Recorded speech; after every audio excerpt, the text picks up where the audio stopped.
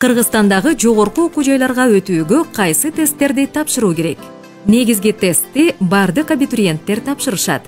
Негизги тест төмөнкү бөлүмдөрдөн турат: математика, окшоштуктар жана сүйлөмдөрдү толуктоо, текстти окуу жана түшүнүү, абитуриент тандаган тилдин практикалык грамматикасы, зарыл формаларды толтурууну жана көрсөтмөлөрдү угууну эсепке албаганда тесттин узактыгы 3 саат 35 мүнөттү түзөт.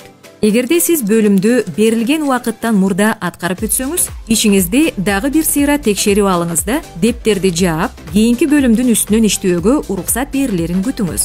Атайын уруксат берилмейинче кийинки бөлүмдүн үстүндө иштеп баштоого болбойт. Эгерде сиз берилген бөлүмдүн суроолоруна жооп бергенге үлгүрбөсөңүз, баары бир башкалар менен чогуу кийинкисине өтүүгө милдеттүүсүз. Кийинки бөлүмдүн суроолоруна жооп берүүдөн убактыңыз ашып калса дагы, бүтпөй калган мурунку бөлүмгө кайрылууга болбойт. Мисалы, текстти окуу жана түшүнүү бөлүмүндөгү тапшырмаларды аткаруудан убактыңыз ашып калса дагы, математика бөлүмүнө кайрылууга болбойт. Ошентип, тесттин кайсы болсо да бөлүмүндөгү суроолорго жооп берүү үчүн сиз тесттин башка катышуучулары сыяктуу эле так чектелген убакыт аласыз жана алар менен бирдей шартта болосуз. Негизги тесттен сырткары сиз предметтик тесттерди да тапшыра аласыз. Предметтик тесттерде абитуриенттердин тигил же бул предметтерден алган билимдери менен иштей билүү жана ошол билимдерди иш жүзүндө колдоно билүү жөндөмү текшерилет.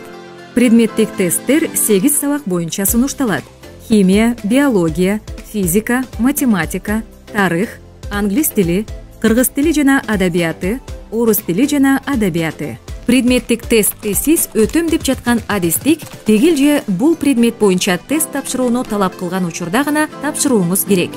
Предметтик тестти каалаган санда тандап алууга болот. Ар бир предметтик тест боюнча упайлар негизги тесттин упайларынан өзүнчө эсептелет. Негизги тесттин жыйынтыгысыз предметтик тесттин жыйынтыгы жараксыз болуп калат. Керектүү адистикке тапшырууда предметтик тесттин жыйынтыгы бар абитуриент тиешелүү кесипке кабыл алууда артыкчылыкка ээ болот.